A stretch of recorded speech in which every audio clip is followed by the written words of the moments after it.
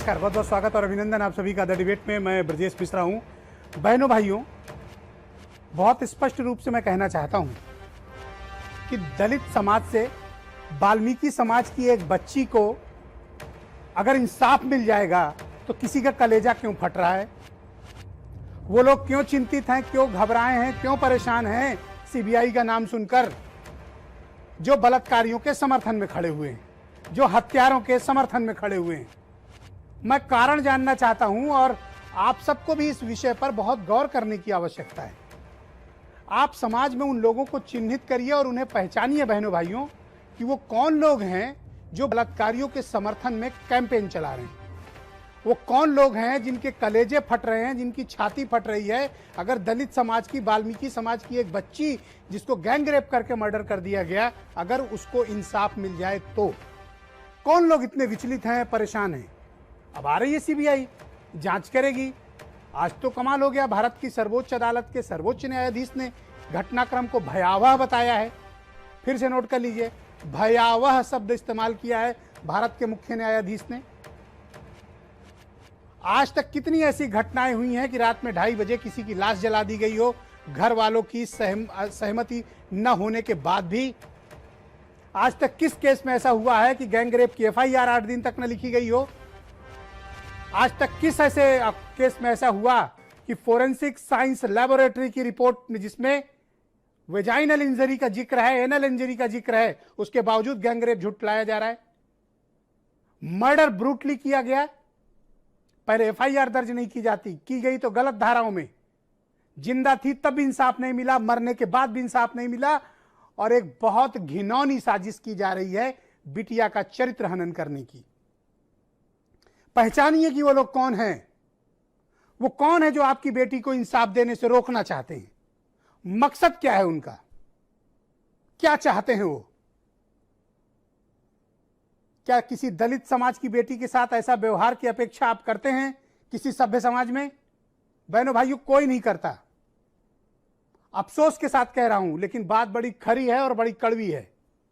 कल्पना करिए कि अगर आपके परिवार में आपकी बहन के साथ ऐसी घटना हो जाए, आप क्या करेंगे? आप क्या करेंगे जब आपकी सहमति के बिना आपकी बहन की लाश को जला दिया जाए? आप क्या करेंगे तब जब पूरा पुलिस प्रशासन आपको घर पे चढ़कर धमकी दे रहा हो? क्या बीत रही होगी उस परिवार पर जब पुलिस के संरक्षण में गुंडे सभा कर रहे हैं, धमकी दे रहे हैं परिवार वालों को? डाइंग डिक्लेरेशन, मरने के पूर्व दिया गया वीडियो स्टेटमेंट, पुलिस के सामने स्टेटमेंट दर्ज है, उसके बावजूद इसको झुठलाने की कोशिश। गैंग रेप नहीं हुआ। कितना ब्रूटली उस बच्ची को मारा गया, तड़प तड़प कर मर गई, तड़प तड़प कर मर गई। आप कब समझेंगे? अगर आपके बच्चे के साथ ऐसा होता कि आपका रिएक्शन क्या होता? करते क्या आप? मुझे इस बात का जवाब चाहिए।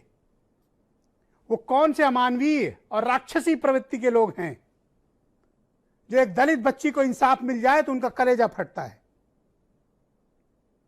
क्यों? किसको बचाना चाहते हो? इस घटनाक्रम में बहनों भाइयों, मैं बता रहा हूं, एक नहीं, गवाहों की भरमार है, सबूतों की भरमार है, लीगल डॉक्यूमेंट्स की भरमार पड़ी हुई है, फोरेंसिक साइंस एविडेंस मौजूद हैं।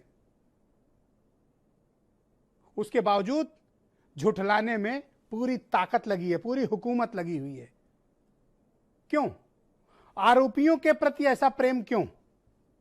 सीबीआई को जांच दी है, सुप्रीम कोर्ट का रुख से आज स्पष्ट हुआ है, हाई कोर्ट में भी लगा हुआ है मामला, जांच चल रही है, जांच हो जाने दीजिए। जिन बलात्कारियों का आप सपोर्ट करते हैं, समर्थन कर रहे हैं, अगर वो निर्दोष हैं तो बिल्कुल ठीक है, बाइज्जत बरी किए जाएं। लेकिन अगर दोषी हैं तो उन्हें फांसी होनी चाहिए। किसी बच्ची की मौत को इतनी आसानी से झुठलाया नहीं जा सकता बहनों भाइयों। कोई दलित समाज का है, वाल्मीकि समाज का है, गरीब है, तो क्या उसे न्याय नहीं मिलना चाहिए? किस हिंदू के यहां रात में 2:30 बजे लाश जलाई गई है, जरा मुझे बताएंगे आप? किस हिंदू के घर में बिना उसके परिवार के सहमत के लाश जलाई गई है, बताएंगे आप?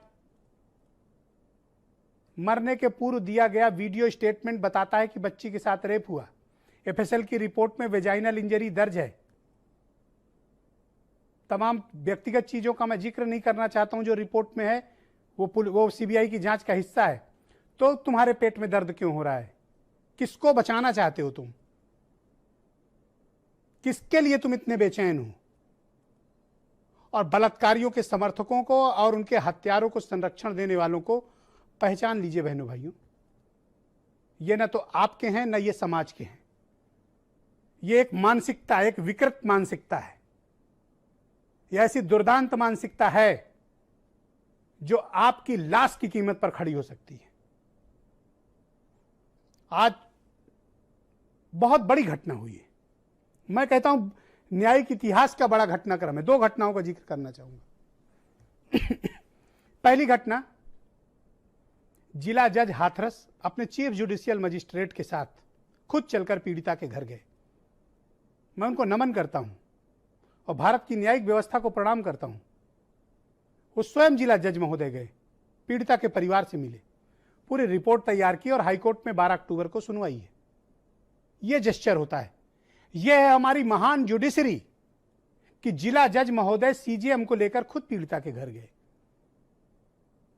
हाईकोर्ट ने जिस प्रकार का 12 पेज का आदेश दिया है और महात्मा गांधी की लाइन कोट करते हुए आदेश की शुरुआत की है, वो इमोशनल है। आप रो पड़ेंगे अगर उस आदेश को पढ़ेंगे हाईकोर्ट के। यह है भारत की जुडिशरी। और आज भारत के मुख्य न्यायाधीश महोदय ने सुप्रीम कोर्ट में स्पष्ट शब्दों से कहा, यह घटना अत्यंत भयावह है, घर वालों को सुरक्षा दी जाए। सुरक्षा आज दी गई। तो मैं जानना चाहता हूं कि कारण क्या है कि यह नैरेटिव सेट करने की कि बलात्कार नहीं हुआ। मर्डर को भी कुछ दिन बाद झुटलाने की कोशिश होगी। और अभी तक जो रिकमेंडेशन सीबीआई की गई है वो कहां दर्ज, कहां है, किसने भेजी रिकमेंडेशन, कहां है वो रिकमेंडेशन? अब तक एफआईआर क्यों नहीं दर्ज हुई? जब सबूत मिटाए जाने, गवाहों को धमकाए जाने के प्रतिदिन मामले आ रहे हैं, इस मामले के बाद सीबीआई का एफआईआर न लिखना, अब तक इस घटना की जांच शुरू न करना, तमाम प्रश्न चिन्ह खड़े करता है। आपको याद होगा सुशांत सिंह राजपूत में 2 दिन के अंदर सारा प्रक्रिया पूरी हो गई थी और सीबीआई की टीम लैंड कर गई थी मुंबई। 2 दिन बीत गए, तीसरा दिन चल रहा है। एफआईआर कहां है, सीबीआई कहां है, किसी को नहीं पता। इसकी जांच व्यापक होनी चाहिए, कोई सामान्य प्रकरण नहीं। मैं पहले दिन से कह रहा हूं, यह एक असामान्य, असाधारण, अमानवीय, असभ्य कृत्य है और ऐसे किसी कृत्य को कोई भी सपोर्ट करने वाले की सामाजिक निंदा होनी चाहिए। और मुझे प्रसन्नता है कि भारत के मुख्य न्यायाधीश महोदय ने इसको संज्ञान लिया है। गुड़िया को इंसाफ मिलेगा, जरूर मिलेगा और तुम रोक नहीं पाओगे। कुछ बयान सुनिए, फिर एक डिबेट को आगे बढ़ाएंगे। सरकार के लोग कह रहे हैं कि योगी सरकार को बदनाम करने की साजिश हो रही है। अरे बदनाम उसको किया जाता जिसकी इज्जत हो। योगी जी, आपने अपने साथ साथ पूरे प्रदेश की इज्जत खराब कर दी। जिस तरह से योगी सरकार ने इस पूरे मामले पर पर्दा डालने की कोशिश की, दरिंदों को बचाने की कोशिश की, इससे बहुत स्पष्ट होता है कि योगी के राज में बेटियों के लिए कब्रगाह बन गया है उत्तर प्रदेश। मेरी जब चर्चा हुई मुख्यमंत्री जी से, उन्होंने आश्वस्त किया कि उन्होंने एसआईटी का भी गठन किया है। एसआईटी के गठन के बाद सीबीआई को भी उन्होंने केस रेफर करने की बात कही है। चूंकि अब उन्होंने सीबीआई को केस रेफर किया है, मैं अधिकृत प्रवक्ता नहीं हूं सीबीआई की, लेकिन हाँ, इतना मुझे निश्चित विश्वास है कि निष्पक्ष जांच होगी और न्याय निश्चित रूप से होगा। तो हाथरस कांड का जो भयानक सच है बहनों भाइयों, वो सामने आना चाहिए। बलात्कारियों और हत्यारों के सपोर्टरों के चेहरे बेनकाब किए जाने चाहिए। एक दलित वाल्मीकि समाज की बेटी को इंसाफ मिलने से रोकने वाले चेहरों को बेनकाब किया जाना चाहिए। मेरे साथ आज की डिबेट में ओपी सिंह भारतीय जनता पार्टी से हैं, उमाशंकर पांडे कांग्रेस से हैं, सीबी पांडे साहब पूर्व जज हैं, वैभव महेश्वरी आम आदमी पार्टी के प्रवक्ता हैं, सुनील सिंह साजन समाजवादी पार्टी की स्पोक्स पर्सन है और सीमा कुशवाहा जी सुप्रीम कोर्ट की एडवोकेट हैं और निर्भया मामले को इन्होंने बहुत मजबूती के साथ, बड़ी क्षमता के साथ इस प्रकरण को लड़ा था। थोड़ी देर में हमें सीमा जी भी ज्वाइन करेंगे और वीरेंद्र सिंह जी हमारे स्टेट हेड। बहुत स्वागत, धन्यवाद भाई। ओपी सिंह जी, मैं देख रहा हूं कि पूरी सरकार, उत्तर प्रदेश की पुलिस इस मामले को यह बताने में जुटी हुई है कि गैंगरेप नहीं हुआ, जबकि फोरेंसिक जो लेबोरेटरी की रिपोर्ट है वो बताती है कि वेजाइनल इंजरी है। उसके बावजूद आप ये साबित करने पर पूरी पार्टी, सरकार आपके लोग, प्रशासन क्यों लगा हुआ है कि गैंगरेप नहीं हुआ? कारण मैं जानना चाहता हूं, आप किसको बचाना चाहते हैं?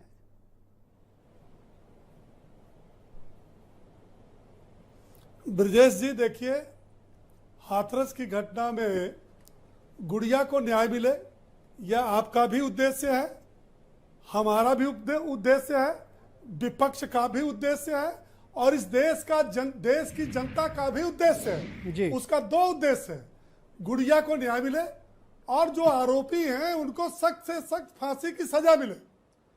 और लेकिन इस घटना में जिस प्रकार से इसको जाति रंग देने का प्रयास किया गया है, जैसे लगता है कि दलित की बेटी बेटी है और भारतवर्ष में अगर किसी बेटी के साथ इस तरह की घटना होती है तो वो बेटी बेटी नहीं है। जिस प्रकार से जाति रंग देने का प्रयास किया गया है, जिस प्रकार से षड्यंत्र किया गया है, ये ठीक नहीं है। अगर गुड़िया कहते हैं कि दलित की बेटी है तो किसी की बेटी हो उस पर राजनीति नहीं होनी चाहिए, चाहे हम हो, चाहे जो उमा शंकर पांडे हो, चाहे सपा हो, चाहे बसपा हो। लेकिन आप बताइए, क्या इस पर राजनीति नहीं हो रही है? राजनीति तो इस पे आप करते दिख रहे हैं। उसकी गुड़िया की मौत होती है, अगर इतना भीषण, आप मुझे बताइए ओपी सिंह जी, ठीक है, मान लीजिए आप खुद मुझे को बता संभाला दीजिए, है। एक बात बताइए, नहीं, मैं ठीक एक है, ही सवाल ठीक है। करता हूं आपसे, आज तक किस हिंदू की बेटी की लाश रात में 2:30 बजे जलाई गई है बिना परिवार की सहमति के? मुझे एक उदाहरण दे दीजिए।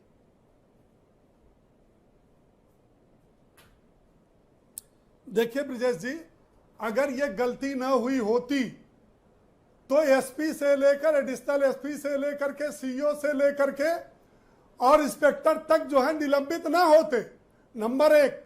नंबर दो, सरकार ने सुप्रीम कोर्ट में हलफनामा दिया। हलफनामा का अर्थ तो आप जानते ही हैं कि अगर सुप्रीम कोर्ट में कोई व्यक्ति हलफनामा देता है और कल उस चीज से मुकरता है या उसके सबूत और साक्ष्य गलत पाए जाते हैं तो वह कितना बड़ा दोषी होता है। सरकार ने इस बात का हलफनामा दिया है कि चूंकि खुफिया तंत्र के द्वारा यह रिपोर्ट मिली थी कि दूसरे दिन आप देखिए जिस प्रकार से रंजित हुई, लोगों को बड़ा कष्ट हुआ। नहीं, लेकिन देखिए ना, वहां पर गुंडों को जमा किया गया, गुंडे पहुंचे वहां, पीड़ितों के खिलाफ सभाएं की, पुलिस ने उनको फैसिलिटेट किया। आखिर जब वहां पर धारा 144 लगी है, पीड़िता से मिलने तो 4 लोग जा सकते हैं, लेकिन जो आरोपी लोग हैं उनके समर्थक, बलात्कारियों के समर्थक रैलियां कर रहे हैं। ये किसी सभ्य समाज में सुना है आपने कि किसी बलात्कारी, किसी हत्यारे के समर्थकों की रैलियां हो रही हो? और फिर आप कहते हैं कि जातिवाद नहीं है। अगर जातिवाद नहीं था ओपी सिंह जी, तो ना तो इन लड़कों पर जो इन आरोपियों पर गैंगस्टर एक्ट लगा, ना इन पर एनएसए लगा, और ना इनके घर गिराए गए, और ना इनका इनकाउंटर हुआ।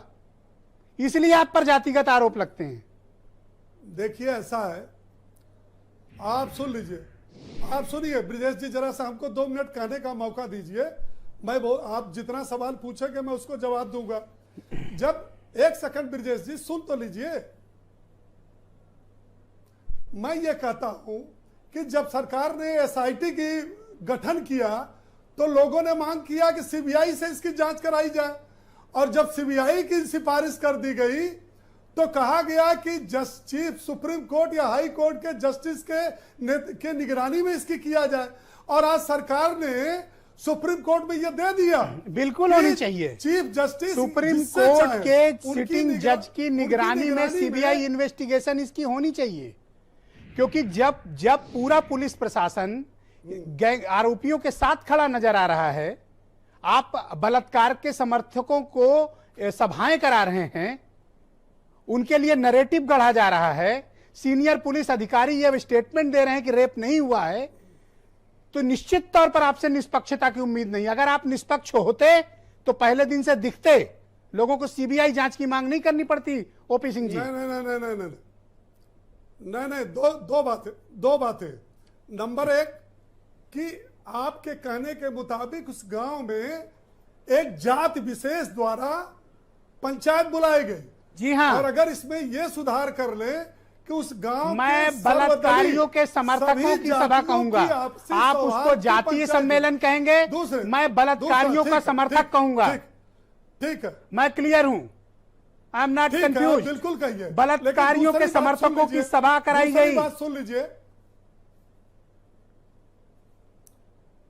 अरे सुन लीजिए ना ब्रजेश जी, मैं ये कह रहा हूं कि IMU, SFL और सफदरगंज अस्पताल की अगर रिपोर्ट कहती है कि बलात्कार नहीं हुआ, ये तो आप तो कह रहे जांच हैं। का देखो, विषय हुआ ना। बीजेपी ना के हम अधिकृत confirm हो प्रवक्ता सकते ये हैं, कह रहे हैं कि ना रेप आप नहीं confirm हुआ। हो सकते हैं। आपको कैसे पता कि रेप नहीं हुआ? किस मैंने डॉक्टर नहीं ने कहा। आपसे कहा कि रेप नहीं आप हुआ? इसको बता दिए ना। आपने ये आप कहा कि भाषा रेप को नहीं बदलिए हुआ। मत ब्रजेश जी। आपने कैसे आप कहा कि बदलिए रेप नहीं मत। हुआ? आपको कैसे मालूम ओपी नहीं, सिंह जी? मैंने ये किसने नहीं बताया कहा। आपको कि रेप आप नहीं फिर हुआ? से दिखाइए। आपके पास आप कौन सा रिपीट डॉक्यूमेंट करिए। है? आप रिपीट करिए मेरे बयान को, आप रिपीट करिए मेरे बयान को। क्या बयान है आप मेरे आपका? बयान को रिपीट करिए। आप क्या बयान देना आप चाहते मेरे हो? बयान को रिपीट करिए। क्या बयान देना मैंने चाहते ये हो? कहा, मैं ब्रजेश जी ये कहा, सुनिए, कि IMU, FSL और सफदरगंज की अस्पताल ने ये रिपोर्ट दी है और मैं इसके बाद कह रहा हूं कि ये जांच का विषय है। इसी जांच तो के लिए जांच तो होने CBI दो का ना। गठन हो रहा आप है। बलात्कारियों को कि कैसे क्लीन चिट मारा क्यों दे गया, रहे रेप हो? हुआ कि नहीं उन हुआ? पर गैंगस्टर अब बिल्कुल एक्ट मुझे- क्यों नहीं लगा? उन पर मैंने NSA ये क्यों नहीं नहीं कहा। लगा? मैंने ये उनके नहीं कहा। घर क्यों नहीं गिराए मैंने ये गए? नहीं कहा। उनके घर क्यों नहीं गिराए गए? और एक सवाल मैं आपसे पूछ दूं, एक सवाल मुझे पूछने की इजाजत दीजिए। यस, पूछिए प्लीज। आप एक सवाल मुझे पूछने की इजाजत दीजिए। स्वागत आपका। मैं आपके माध्यम से यह जानना चाहता हूं, मैं एक सवाल आपके माध्यम से यह जानना चाहता हूं कि हाथरस की घटना पर जितनी छाती पीटी जा रही है, जितनी जातीय जो है दंगे फैलाने की प्रयास किया जा रहा है, बलरामपुर में भी इससे विभत्स घटना हुई। कौन सी मीडिया गई? ओके, कौन सी पार्टी अब गई? मैं आपसे- कहाँ ओके। गए प्रियंका वाड्रा और राहुल अब गांधी? एक सवाल ले लो। क्यों नहीं गए? एक सवाल ले लो। इसलिए कि मुसलमान है। हाँ, वहाँ अब पर मेरी एक शाहिद बात और सुन लो। साहिल है। बहुत अच्छा किया वहाँ बलरामपुर शाहिद को और लेके साहिल आए। है। वहाँ शाहिद और साहिल ओपी सिंह जी। इसलिए कोई दल नहीं जा रहा। आप बड़े अरे वो भी सीनियर तो आदमी बेटी हैं। है। एक ट्वीट आप मेरा तक नहीं सवाल आया ले लो। उनका। एक सेकंड, कहा है नरेंद्र मोदी। पांडे जी बीच में मत बोलो। पांडे जी, नरेंद्र मोदी नो, कहा है, नो, बताइए पांडे आप जी की राहुल आवाज गांधी बंद का कर नाम दीजिए। ले- आवाज बंद कर दीजिए पांडे जी की। जब कहूं तब आपकी बोलिएगा। बोलने की बात आएगी तो नहीं, सुनिए बोलिएगा। ओपी सिंह जी, अब मेरी बात सुनिए। आपकी बोलने की बारी ओपी आएगा सिंह तो जी, बोलिएगा। ओपी सिंह जी, बलरामपुर सुनाइए। में 8:30 बजे रात में पोस्टमार्टम होता है। रात में 8:30 बजे भी वहां आपने दलित बच्ची की लाश जलवाई। बलात्कारी हिंदू हो, मुसलमान हो, कोई भी हो, आप मुझे बताएंगे इस बात को कि रात में 10:30 बजे बलरामपुर में गैंगरेप पीड़िता की लाश क्यों जलवाई गई? कारण बताएंगे आप मुझे? क्या छिपाना चाहते थे क्या आप? वो भी क्या बचाना चाहते थे क्या आप? वो भी आपके पास रिपोर्ट क्यों नहीं, बचा- क्यों क्या आपने आप- लाश जलवाई? नहीं नहीं, क्या आपके आप पास तो लाश ये भी जलवा देते हैं रिपोर्ट है? भाई। नहीं, सुनिए, क्या आपके पास ये अरे भाई सुनिए ना ब्रजेश रात जी। में लाश क्यों जलवाई बलरामपुर सुनिए, गैंगरेप पीड़िता की? मैं जवाब ये कह दीजिए। रहा हूं कि क्या छिपाना चाहते थे आप? क्या आपके पास, सुनिए सुनिए, क्या आपको यह भी रिपोर्ट है कि बलरामपुर की जो लाश जलाई गई वो भी पुलिस ने दबाव में जलवा दिया? रात में लाश क्यों जलवाई गई मुझे ये बताओ है आप। आपके पास रिपोर्ट? रात में लाश क्यों जलवाई आपने? दिन अरे होने का उसका वेट परिवार करते? रात में जलाए चाहे दिन क्यों में जलाई रात में लाश? वहां उसका परिवार रात में जलाए चाहे दिन में जलाए, लेकिन क्यों आपने रात इस में सवाल का जलवाने में जवाब आपका नहीं इंटरेस्ट दिया था? कि विपक्षी दल वहां क्यों नहीं गए। नहीं तो आप नहीं, मुझे नहीं, रात में आपने लाश इस क्यों सवाल जलवाई? का जवाब क्यों ब्रजेश जलवाते हो जी रात नहीं में लाश? दिया। ये नया कल्चर यूपी में शुरू आपने कर इस दिया सवाल का कि रात में जवाब लाश नहीं जलवा दिया दोगे। कि विपक्षी रात दल में वहां लाश क्यों नहीं जलवाओगे गए? मुझे बताओ। वहां विपक्षी दल क्यों नहीं गए? अरे वहां जाए तो मीडिया तब क्यों नहीं गई? जब आप रात में वहां लाश विपक्षी जलवा दल देते हो। क्यों नहीं गया? इस बात का जवाब दोगे? किस हिंदू धर्म में लिखा है कि रात में लाश अरे जला भाई, दी जाए? क्या आपके पास इस आप बात क्या का छिपाना प्रमाण चाहते थे है? जो आपने रात क्या में लाश आपके जलवा पास दी? इस बात का प्रमाण बलरामपुर है? में भी आपने रात में लाश नहीं, जलवाई क्या क्यों? आपके पास इस बात का अरे ब्रजेश जी, क्या आपके पास इस बात का प्रमाण है कि बलरामपुर सिंह जी, में देखो, आप पुलिस भी पत्रकार प्रशासन रहे हो। ने घर वालों से ओपी सिंह जी, आप भी जबरदस्ती कभी लाश जलवा दी। पत्रकार थे। आप मुझसे ज्यादा तीखे सवाल पूछते थे। मैं आपकी मजबूरी समझ सकता हूं कि आप बीजेपी ज्वाइन कर लिए हैं तो आप दूसरी बातें कर रहे हैं, वरना आप मुझसे ज्यादा तीखे सवाल पूछते थे। मैं आपकी मजबूरी समझ सकता हूं। अब मैं आपके दोस्त सुनील सिंह साजन को आमंत्रित करता हूं डिबेट के लिए। भाई सुनील सिंह साजन जी, आप मुझे बताइए, आज तो भारत के सर्वोच्च न्यायालय के मुख्य न्यायाधीश महोदय ने भी यह कह दिया कि यह घटना भयावह है। और देखिए, बलात्कारियों के समर्थन में सभाएं, बलात्कारियों के समर्थन में नैरेटिव क्यों? देखिए ब्रजेश जी, मुझे लगता है कि जो सर्वोच्च न्यायालय ने टिप्पणी की है, इस टिप्पणी के बाद तो योगी सरकार को चुन लो और पानी में डूब के मर जाना चाहिए। लेकिन ये सरकार बहुत बेशर्म सरकार है। और ये मैं इसलिए कह रहा हूं कि हाथरस की घटना हुई, बेटी के आबरू नहीं बचा पाए, बेटी की जान नहीं बचा पाए, और रात में 2:30 बजे डीजल और पेट्रोल डाल करके उसको जलवा दिया। पूरा देश गुस्से में आया, पूरा देश ये जानना चाहता था कि किसने जलवाया, पूरे देश का मीडिया जानना चाहता था, आपका चैनल लगातार जानना चाहता था, समाजवादी पार्टी और विपक्ष जानना चाहता था कि आखिर किसके कहने पर जलवाया, वो कौन ऐसा व्यक्ति है जो इतना संवेदनहीन हो सकता है। आज हलफनामे में ये साफ हो गया कि योगी आदित्यनाथ के कहने पर उसकी डेड बॉडी बिटिया की जलवाई गई। ये सुप्रीम कोर्ट में सरकार ने माना है कि हमने इस कारणवश उसको रात में जलवाया। और इस बात को ब्रजेश जी मैंने 2 दिन पहले कहा था कि योगी आदित्यनाथ जी के कहने पर अवनीश अवस्थी ने फोन किया, तब डीएम और कप्तान ने उस बेटी की डेड बॉडी जलवाई। एक अब सीबीआई इन्वेस्टिगेट कर रही है ना, सबकी कॉल डिटेल आएगी, सबका ब्यौरा आएगा, सबके फोन सीज होंगे, पता चलेगा कि किसने रात में लाश जलवाई, किस मकसद से जलवाई। ब्रजेश जी, हमें सुप्रीम कोर्ट पे, अपने न्यायालय पे भरोसा है कि जो वहां के प्रशासन के लोग थे वो भी जेल जाएंगे, और जिस आका ने फोन किया होगा या जिस आका ने कहा होगा कि इसको जला दो। अरे जब से सीबीआई जांच अनाउंस हुई है ना सुनील जी, चेहरे फक पड़े हैं, घिघियां बंधी हैं, रातों में नींद नहीं आ रही है, तड़प रहे हैं। देखिए ब्रजेश जी, आप एक सवाल लगातार भारतीय जनता पार्टी से कर रहे थे कि आखिर उस बेटी को रात में क्यों जला दिया, क्या हिंदू रीति रिवाज में है? ये भारतीय जनता पार्टी के लोग हैं। सच तो यह है कि ये दलितों और पिछड़ों को हिंदू ही नहीं मानते, लेकिन अब मैं इस बहस में नहीं पढ़ना चाहता जी, मैं ये जानना चाहता हूं जी कि उस डीएम का भी क्या हुआ, कुछ नहीं कर पाए ये आखिर किसको बचा रहे हैं? और ब्रजेश जी, ये एपिसोड तो कल तक था कि ये किसको बचा रहे हैं। आज जब सर्वोच्च न्यायालय ने संज्ञान ले लिया और ये टिप्पणी कर दी और जब तलब कर लिया, अब तो ये सरकार अपने आप को बचा रही है। योगी जी खुद को बचाएंगे, सब आएगा सामने। ऑलराइट, उमा शंकर पांडे, अब आपके मित्र उमा शंकर पांडे को मैं आमंत्रित करता हूं डिबेट के लिए। भाई उमा शंकर जी, आज जो कुछ भी सुप्रीम कोर्ट ने टिप्पणी की वो हैरान करने वाली है। भारत के मुख्य न्यायाधीश महोदय स्वयं कहते हैं कि यह घटना भयावह है। जिला जज महोदय खुद जाते हैं चलकर, और यहां यह बताने की कोशिश करती है उत्तर प्रदेश की पुलिस कि गैंगरेप नहीं हुआ। कलमबद्ध बयान है, डाइंग डिक्लेरेशन है, एफएसएल की रिपोर्ट है, वेजाइनल इंजरी का जिक्र है, उसके बावजूद यह बताने की कोशिश कि गैंगरेप नहीं हुआ। किसको बचाया जा रहा है? देखिए ब्रजेश जी, निश्चित रूप से ये शर्मनाक है और दुखद है कि सरकार एक बार फिर बलात्कारियों के साथ ही खड़ी है। इसके पहले भी उत्तर प्रदेश में योगी जी की सरकार बलात्कारियों के साथ खड़ी थी, बलात्कारियों के ऊपर से मुकदमे हटा रही थी, और इस मामले में भी ये सरकार बलात्कारियों के साथ खुल के खड़ी है, क्योंकि जो बैठक हुई है वो भाजपा के ही पूर्व विधायक के घर में हुई है। और रही बात सरकार ने जो हलफनामा दिया है, वो हलफनामा कोर्ट का मानना भी है जो साबित हो जाएगा आगे चल के, और झूठ का पुथन्ना भी है। उसमें जो इन्होंने लिखा है तमाम चीजें, साजन जी ठीक कह रहे थे, सरकार ने स्वयं मान लिया कि हमने जलवाई है लाश को, और उसमें यह भी लिखा गया है कि बगैर, जो एडीजी लॉ एंड ऑर्डर ने बयान भी दिया था एक चैनल पर, कि परिवार वालों से पूछे बगैर, कम्युनिटी से पूछ के हमने जला दिया था। और लेकिन हलफनामा में क्या लिखा जाता है कि हमें दंगे और फसाद का शक था, इसलिए हमने उसको जला दिया।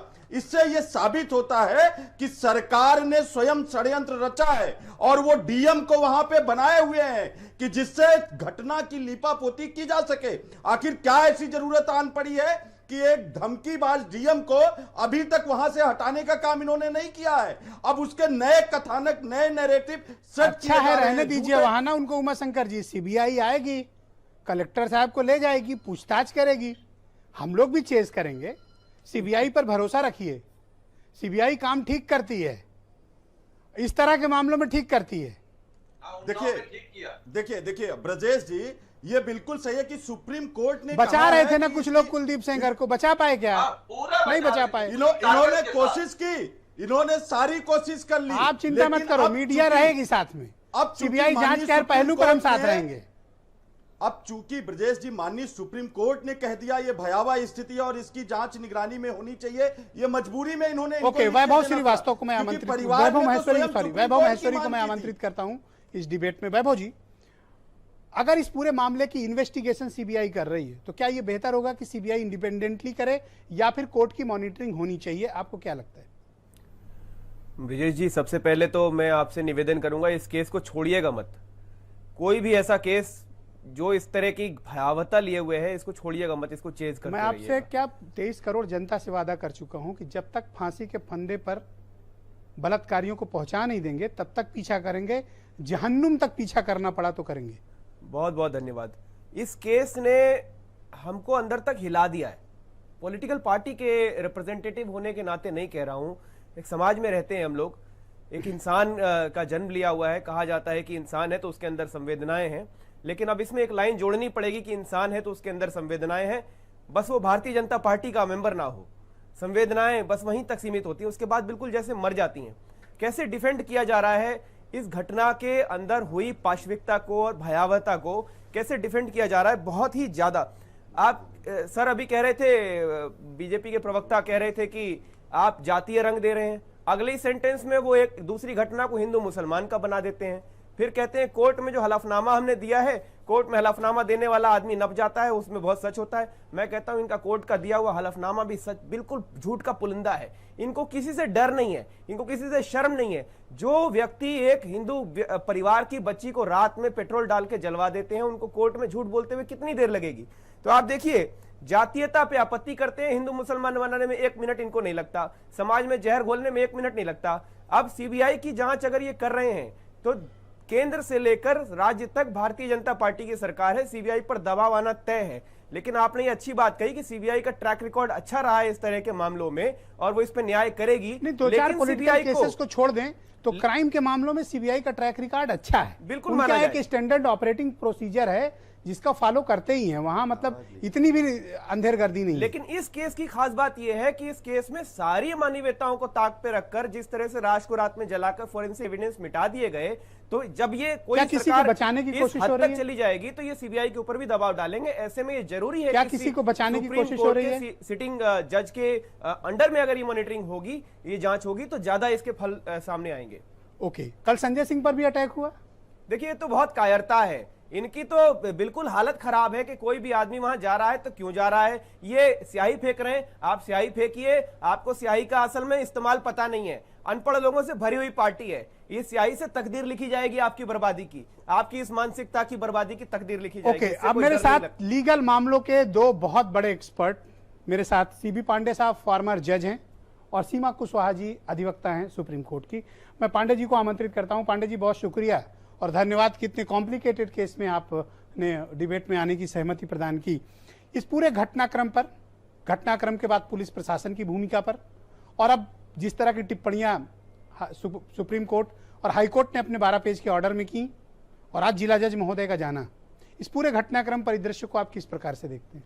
ब्रजेश जी, अगर आप देखिए तो ये एक राजनीतिक दृष्टिकोण से मैं इसको नहीं आप अपनी बात कहूँगा, मैं पूरी तरह से इसको वैधानिक दृष्टि से बात बताऊंगा कि देखिए, जब तक ये सीबीआई वगैरह जांच को सरकार ने जब शुरू किया तो उसके पहले देखिए हाईकोर्ट कितना प्रॉम्प्ट था कि हाईकोर्ट ने स्वतः इस मामले को सुओ मोटो लिया।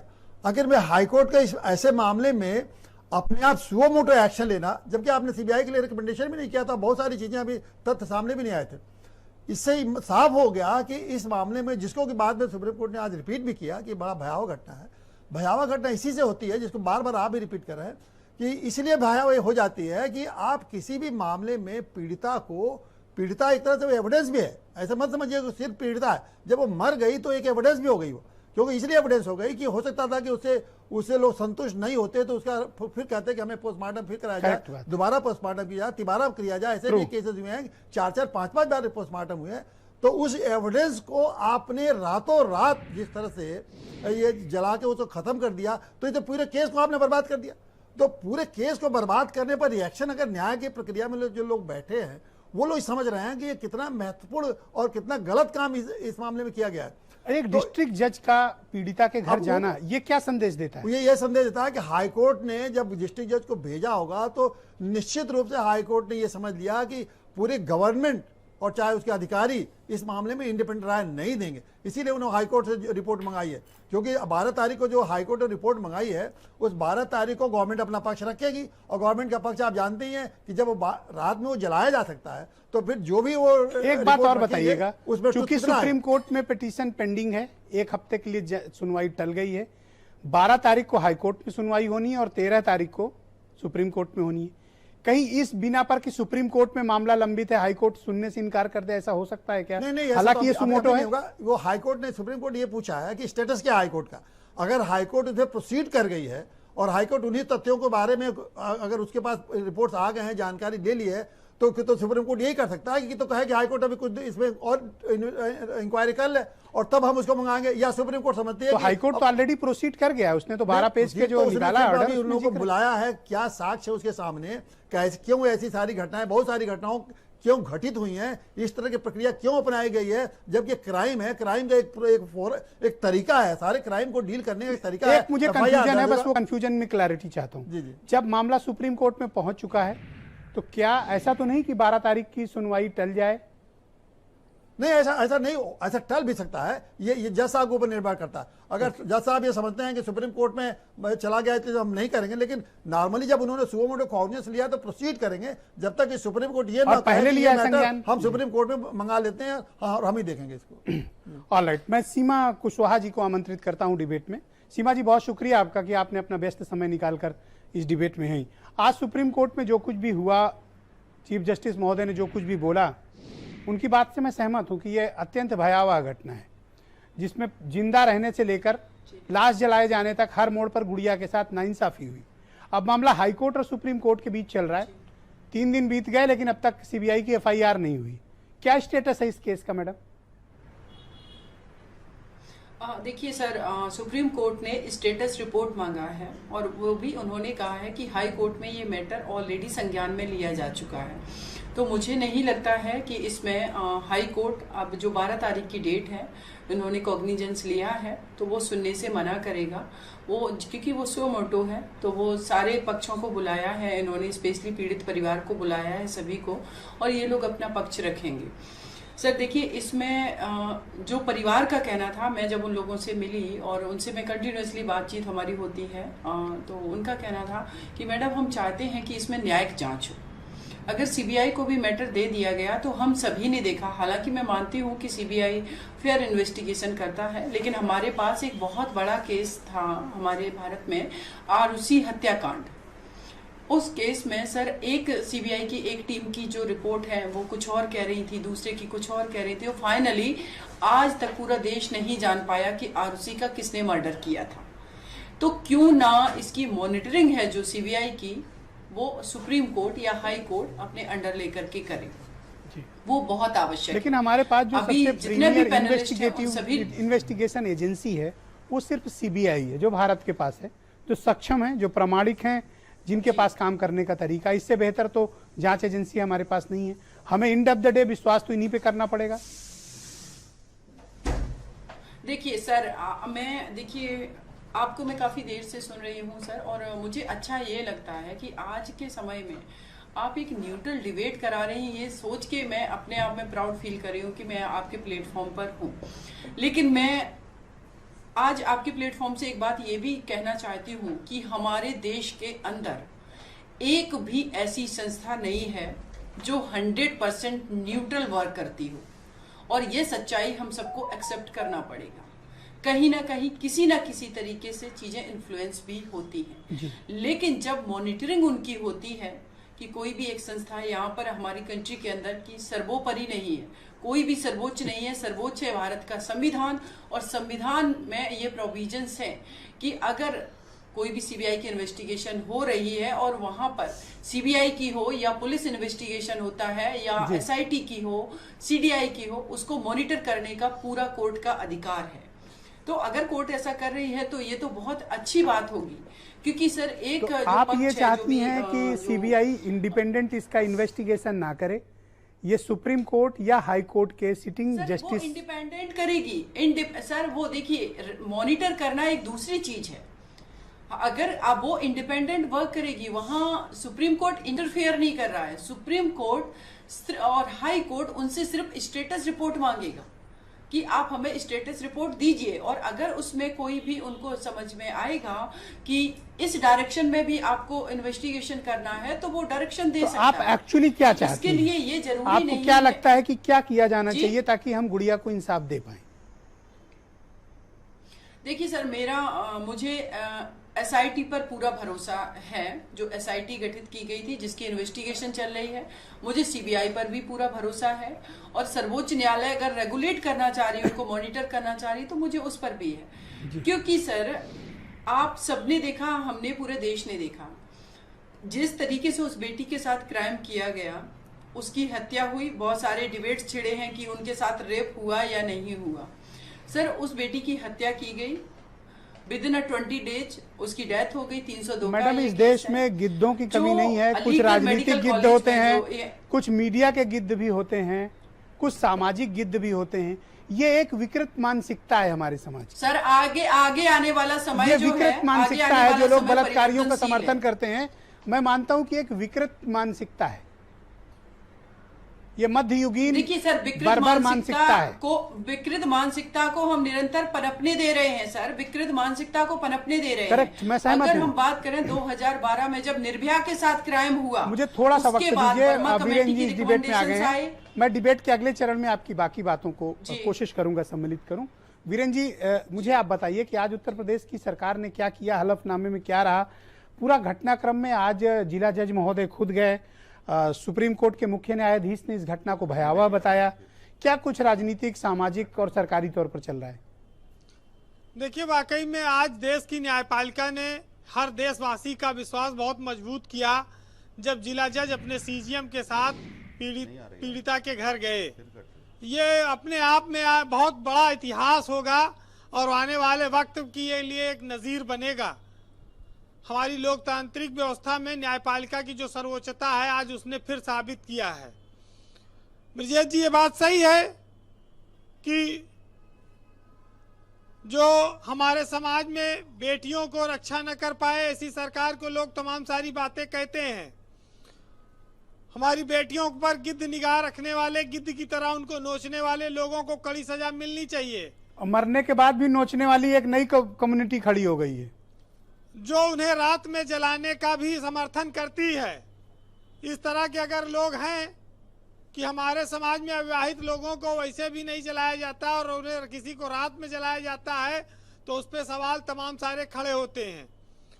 उसके इतर जो लोग वहां जाना चाहते हैं, उन पर लाठियां बरसाई जा रही हैं, उनसे अभद्रता की जा रही है, फिर वो चाहे जयंत चौधरी जैसा नेता हो या राहुल गांधी या प्रियंका गांधी हो या फिर संजय सिंह पर, या संजय सिंह हो, उन जिनके ऊपर स्याही फेंकी जा रही है, जिनको ये अपमानित करने की कोशिश हो रही है। जी, उत्तर प्रदेश में क्या बीजेपी कभी विपक्ष में नहीं जाएगी? और अगर अब बीजेपी विपक्ष में जाएगी तो क्या वो इस तरह की धक्का मुक्की बर्दाश्त कर पाएगी अपने नेताओं के साथ, अपने नेताओं के ऊपर स्याही फेंकने की मामले में और लाठी चलवाने, लाठी खाने में? ये सब आज ओपी सिंह को ये बताना होगा कि हम इसके लिए तैयार हैं, क्योंकि किसी पर उतना जुल्म करो जितना खुद सह सको। उससे ये कह के चिंता में डाल रहे हो ओपी सिंह को। उससे ज्यादा अगर ब्रजेश जी, हमारे यहाँ तो ये लोग बड़े धार्मिक लोग हैं ना। बीजेपी तो बड़ा मंदिर, मस्जिद, राम और सबका नाम लेती है जी। हमारे यहाँ तो भजन है कि इस जगत में कोई परमानेंट नहीं है, और तेल, चमेली, चंदन, साबुन चाहे लगा लो सेंट, और जगत में कोई नहीं है परमानेंट। और राष्ट्रपति, जनरल, कर्नल, और चाहे हो लेफ्टिनेंट, और ये सब काल सभी को खा जाएगा। और लग्जरी हो या टेंट, जगत में कोई नहीं है परमानेंट। सुन लो भाई उमाशंकर पांडे, उमाशंकर पांडे सुन लो, फिर ना कहना। सबको सब पर लागू होता है। लेकिन हमारे लिए सबसे बड़ी बात यह कि इंसाफ की आवाज उठाना। लोकतंत्र में अगर आप ये आवाज उठा रहे हैं तो आप जिंदा हैं। अब बहुत बार स्थितियां ये आती हैं कि भाई निलंबन, एक हमारे साथी ने लिखा सोशल मीडिया पर कि निलंबन के रुमाल से नाक नहीं पूछेगी साहब, अगर आपने तो गमछे से लोकतंत्र का गला पहले ही घोट चुके हैं।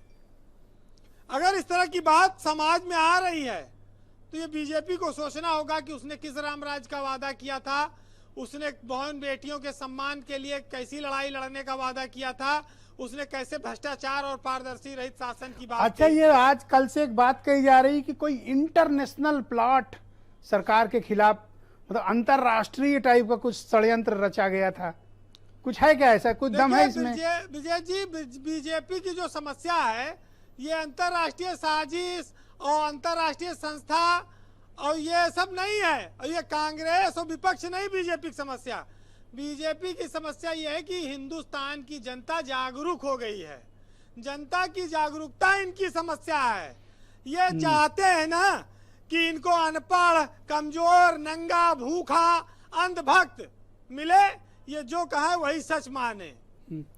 ये इनके सामने ये संकट पैदा तो हो ये गया। अंतरराष्ट्रीय साजिश कहां से आ गई? बेटी के लिए न्याय मांगना, बलात्कारियों के सपोर्टर इसको कह रहे हैं ये अंतरराष्ट्रीय साजिश है। लाश तुमने जलवाई, न्याय तुमने नहीं दिया, गैंग रेप की एफआईआर लिखने में 10 दिन तुमने लगाए और कह रहे हो कि अंतरराष्ट्रीय साजिश है। गालिब साहब ने लिखा है कि उम्र भर गालिब बस यही भूल करता रहा और धूल चेहरे पे थी, आईना साफ करता रहा। तो ये शीशा साफ करने में लगे हैं, अपना चेहरे की धूल साफ न करेंगे। कर ले, मौका है। अच्छा ये बताइए कि बलरामपुर में जो कांड हुआ वहां पर पीड़ित अल्पसंख्यक वर्ग के थे, तो वहां पर एनएसए लगाने की बात सरकार ने कही है।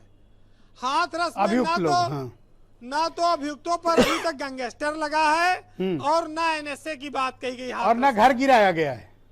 तो ये जो भेदभाव अंतर दिख रहा है, ये कहते हैं कि बदायूं में ऐसा हुआ था, वहां बाद में घटना झूठी निकली, एक गुट ये कह रहा है।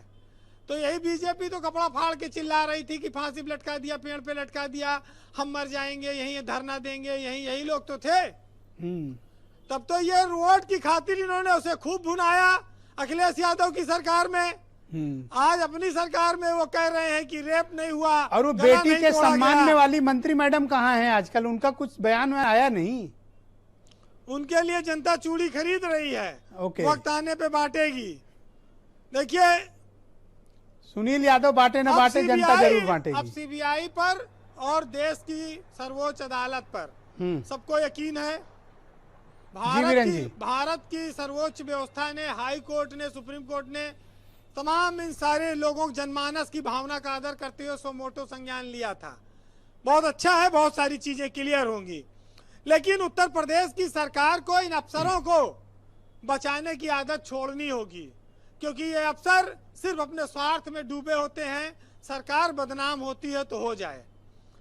कोई मुख्यमंत्री ब्रजेश जी नहीं चाहता कि उसके राज में अपराध हो, और योगी जैसे मुख्यमंत्री के लिए ये तो और बड़ा चुनौती है, क्योंकि वो गुंडागर्दी के खिलाफ ही संघर्ष करते थे। वो तो छोटे छोटे मामलों में जब सांसद थे तो सड़क पर उतर जाते थे अन्याय अत्याचार पर। आज उनकी सरकार में इतनी आग लगी हुई है, इतना विपक्षियों को लाठियों से पीटा जा रहा है, और आज अधिकारी सब वैसे वैसे बने हैं। वो मौज काटते रहे, वो हेलीकॉप्टर में उड़ रहे हैं। संगठन में क्या चर्चा है बीजेपी संगठन के भीतर?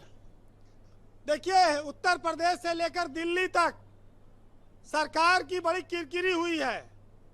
बीजेपी एक बहुत बड़ा संगठन है, बहुत सारे उदारवादी नेता इसमें हुए, अटल बिहारी जैसे लोग भी हुए, जिनको विरोधी भी लोहा मानते थे, लेकिन अहंकार से नहीं, प्यार से दूसरों को छिद्रान्वेषण करने के बजाय सबको साथ लेकर चलना होगा।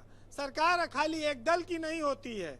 तो ये बीजेपी के सामने उत्तर प्रदेश की जनता को समझाने की चुनौती है। काम सरकार खराब करे, अफसर खराब करे और परेशानी संगठन झेले। ये देखो ओपी सिंह को बेचारों को किस हालत में पहुंचा दिया। ब्रजेश जी, ओपी सिंह भी संगठन के ही आदमी हैं, ये क्या करेंगे? देखिए, अगर कंकड़ जो है सड़क पर हो तो जूता पहने रहो तो पैर बच जाता है, लेकिन जब कंकड़ जूता के अंदर आएगा तो एको कदम चलने देगा? तो वो हाल यही है। जी, कंक्लूड करें वीरेंद्र जी। अब बीजेपी में जब कंकड़ जूता के अंदर आ चुका है सरकार में, तो बीजेपी के लोग कितना खींचेंगे उसको। ओवरहालिंग की जरूरत है, अंदरूनी चुनौतियों से निपटने की जरूरत है। चलिए, आपने हमेशा साहस किया बेटियों को इंसाफ दिलाने के लिए, तमाम सारे धूप छांव देखे। आज इसी धूप छांव पर, इसी साहस मैं तो पर वीरेंद्र जी की प्रशंसा करना चाहूंगा कि वीरेंद्र जी के नेतृत्व में हमारी रिपोर्टिंग टीम ने अद्भुत काम किया है। प्रज्ञा मिश्रा ने जबरदस्त काम किया है, समाज का सच सामने लाकर रखे हैं, उन चेहरों को बेनकाब किया है वीरेंद्र जी और उनकी टीम ने। मैं ये बधाई के पात्र हैं, प्रज्ञा मिश्रा बधाई की पात्र हैं, नरेंद्र बधाई के पात्र हैं, हमारी कैमरा टीम बधाई की पात्र है। वीरेंद्र जी, आज ये 4 लाइनें मीडिया को, समाज के उस हर व्यक्ति को समर्पित है जिसने जीवन का संघर्ष देखा है और जो ये मानता है कि ये लाइनें सही हैं और जीवन में सबके धूप छांव आती है। सरकारों के सामने भी स्थितियां आती हैं और उनको क्रूरता से नहीं, मोहब्बत और प्यार से निपटना चाहिए। हदें शहर से निकली तो गांव गांव चली, और कुछ यादें मेरे संग पांव पांव चली, और सफर जो धूप का किया तो तजुर्बा हुआ कि वो जिंदगी ही क्या जो छांव छांव चली। बहुत बहुत शुक्रिया वीरेंद्र जी, आपका बहुत बहुत धन्यवाद। भाई ओपी सिंह, मैं आपका रुख करना चाहता हूं। इस बात को मानने में कोई बुराई है कि इस पूरी घटनाक्रम ने आपकी पार्टी, आपके बीजेपी संगठन की छवि पर दाग लगाया है? सरकार के काम से पार्टी की छवि खराब हुई है, आपको ऐसा प्रतीत होता है?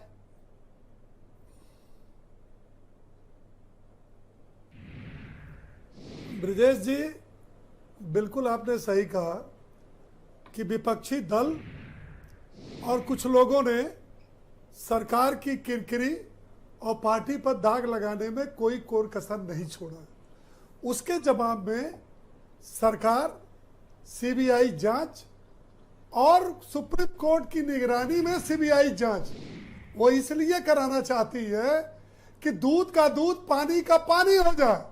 इसके पहले राष्ट्रीय स्तर पर और प्रदेश स्तर पर बहुत से आरोप पार्टी के ऊपर लगे हैं, लेकिन हर मामले में पार्टी जो है वह, पर क्या आप मानते हैं कि इस पड़ी है सरकार के कृत्य से बीजेपी संगठन की छवि खराब हुई है? सरकार नहीं, जब दूध का दूध पानी का पानी होगा तो वो लोग शर्मसार होंगे जो मनगढ़ंत आरोप लगा रहे हैं। मनगढ़ंत आरोप क्या है? क्या गैंग रेप नहीं हुआ? What do you mean by मनगढ़ंत? मनगढ़ंत का मतलब क्या रेप नहीं हुआ, क्या मर्डर नहीं हुआ? एक सेकंड,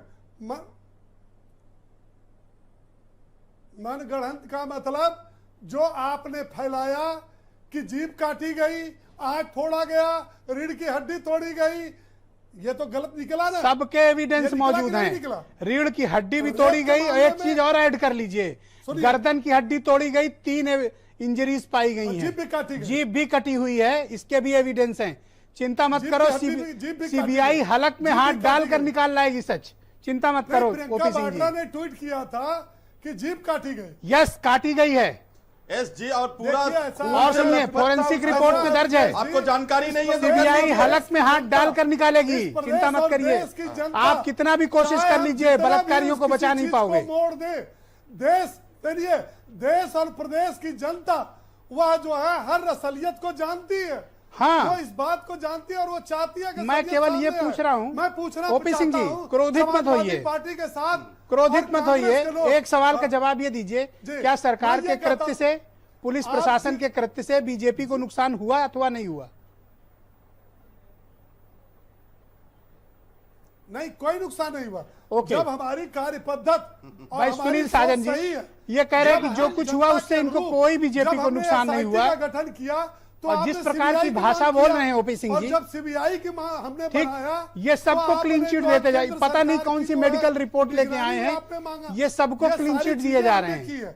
ऐसा लगता है कि रिपोर्ट यही तैयार की है। अगर हम आवश्यक, Sunil Sajan please go ahead. OP Singh ji please शांत हो जाइए। लेकिन एक ओपी सिंह जी प्लीज, साजिश एक चीज और है। Okay, O P Singh ji please, justice for Hathras. Okay, आप शर्म की बात बेशर्मों से कर रहे हैं, और इन्होंने कहा कि देश और प्रदेश जान गया। ये सच है कि देश और प्रदेश जान गया कि उस बेटी को जलाने वाला चेहरा कौन है? उसका नाम योगी आदित्यनाथ है। ये देश और प्रदेश जान गया कि बेटी को इसलिए जलाया गया क्योंकि दरिंदों को बचा लिया जाए। किसने बचाया? योगी आदित्यनाथ ने बचाया। आपने पूछा तो वो कौन लोग हैं जो न्याय नहीं दिलाना चाहते? वो आरएसएस और भारतीय जनता पार्टी के लोग हैं। आपने कहा वो कौन लोग हैं जो बेटी के न रहने के बाद भी उसके चरित्र का हनन कर रहे हैं? वो भारतीय जनता पार्टी के लोग हैं।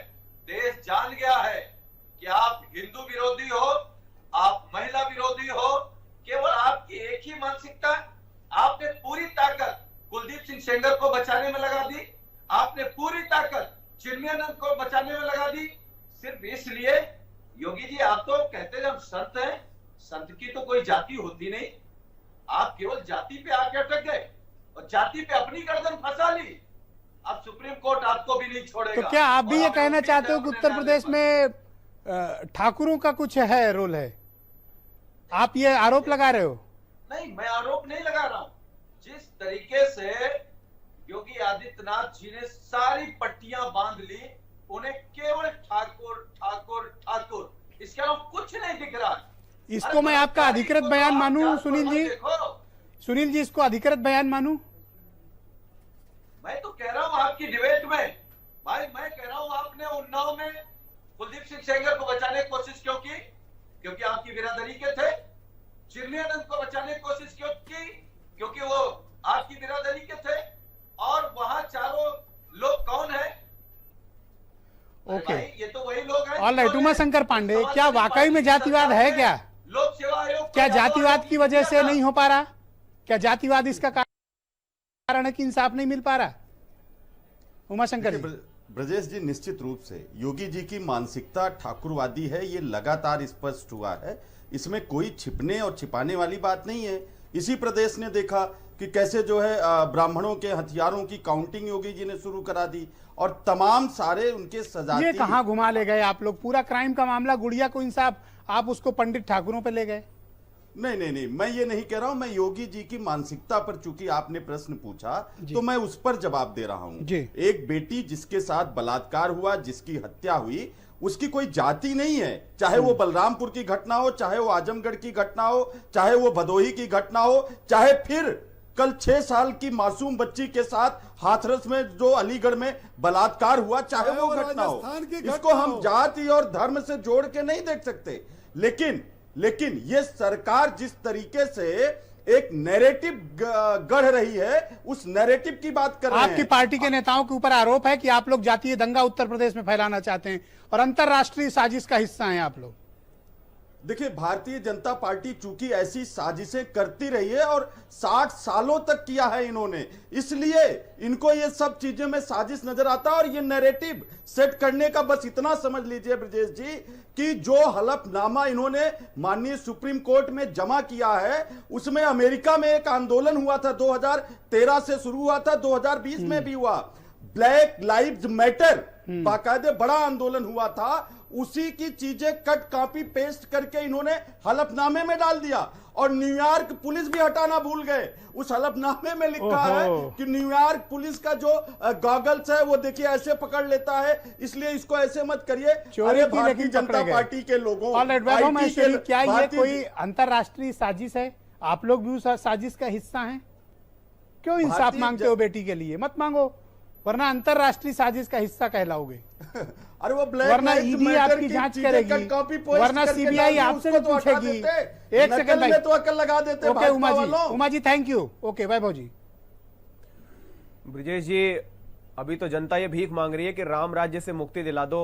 यहाँ तो रावण राज्य भी कायम कर दो तो ज्यादा अच्छा है, क्योंकि रावण के राज में, लंका में सीता जी सुरक्षित थीं, उनको कोई आंच नहीं आने पाई। हमारी बेटियां सुरक्षित रहें, उसको ये रावण राज कर लें, लेकिन किसी तरह प्रतीकों की राजनीति बंद करें।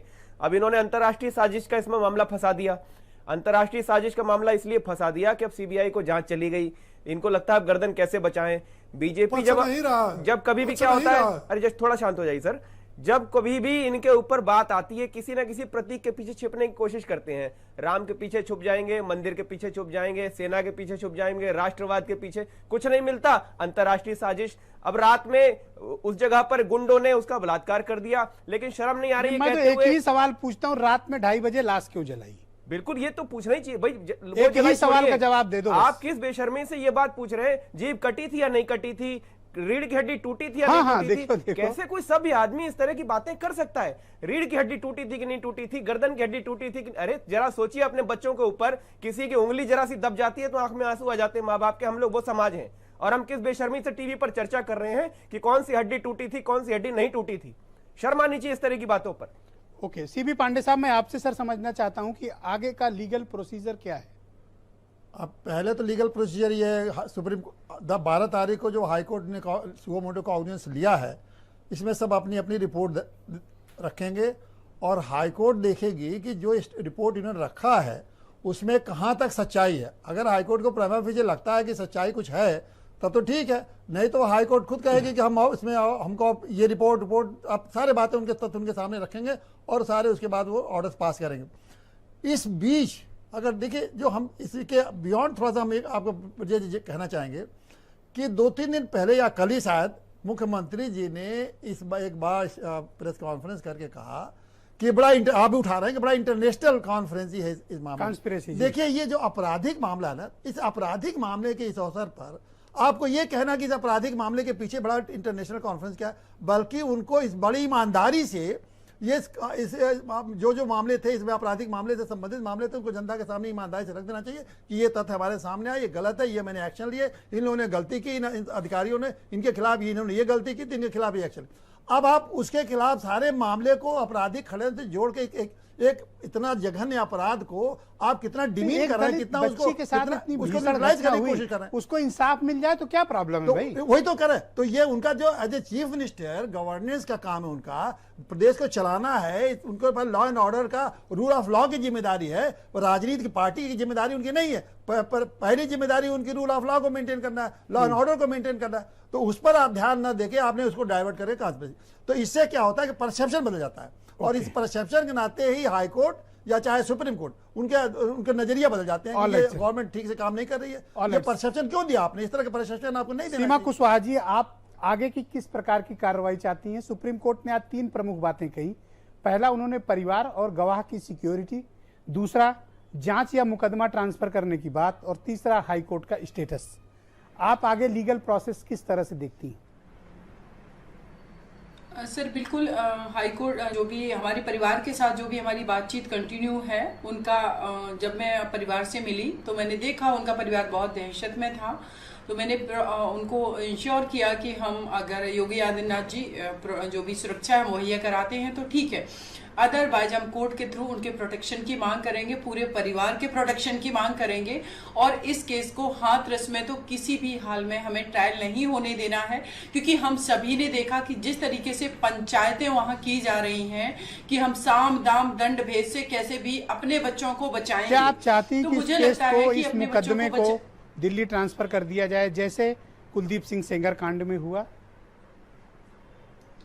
बिल्कुल सर, हमारी कोशिश रहेगी कि दिल्ली ट्रांसफर किया जाए या परिवार जहां चाहता है वहां ट्रांसफर किया जाए। परिवार जहां पर अपने आप को सुरक्षित महसूस करेगा, जहां पर, क्योंकि सर हमारे यहाँ सिस्टम में क्या है कि हम कहते हैं कि एफआईआर हो गए हैं, ट्रायल चलने लगा है, इन्वेस्टिगेशन हो गए हैं, लेकिन परिवार को मार दिया जाता है। सेंगर वाले मैटर में भी वही हुआ। पर मैं भारत के सर्वोच्च न्यायालय की सराहना करूंगा कि उन्होंने मतलब समयबद्ध जांच करा के सेंगर मामले में एक बड़ा उदाहरण इस देश के समक्ष प्रस्तुत किया। बिल्कुल, सीबीआई को मैं उस मैटर में सैल्यूट करती हूं, और सर इस केस में भी ऐसा ही होना चाहिए, और मेरी पूरी कोशिश यही रहेगी कि वो बेटी और जो मैं भी इस पैनल के माध्यम से भारत के मुख्य न्यायाधीश महोदय और इलाहाबाद हाईकोर्ट के मुख्य न्यायाधीश महोदय से आग्रह करता हूं, समयबद्ध जांच कराएं। जिस प्रकार से उन्नाव गैंगरेप मामले में जांच कराई गई, समयबद्ध तरीके से दिल्ली में ट्रायल कराया गया, इस मामले में भी कोर्ट को इसी प्रकार का उदाहरण अगर प्रस्तुत करेगा तो मुझे यकीन है और पूर्ण विश्वास है कि गुड़िया की आत्मा को जरूर इंसाफ मिलेगा। सीमा जी। जी बिल्कुल। और सर देखिए, समयबद्ध जांच के साथ साथ फास्ट ट्रैक जो कोर्ट है, फास्ट ट्रैक भी time bound fast track court किया जाए। लेकिन सर एक सबसे बड़ी दुख की बात यह है कि अभी मैं बीजेपी के प्रवक्ता को सुन रही हूं यहाँ पर, जो उन्होंने बोला कि नहीं उसकी जीभ नहीं काटी गई। मैं कहती हूं कि आप लोग बात करते हैं कि हमारे भारत का कल्चर ऐसा है कि यहाँ पर बेटियों की देवियों की तरह पूजा की जाती है। यहाँ तो छूना भी अपराध होना चाहिए कि किसी बेटी को किसी ने गंदी निगाहों से भी देखा तो अपराध है, और आप उस हद तक जाकर के क्रूरल्टी को एक्सेप्ट कर रहे हैं कि बता रहे हैं कि एक हड्डी टूटी थी, दो नहीं टूटी थी, नहीं होगी, रीढ़ नहीं टूटी थी, गर्दन टूटी। तो काफी कुछ लॉजिक है उनके पास, ओपी सिंह जी के पास।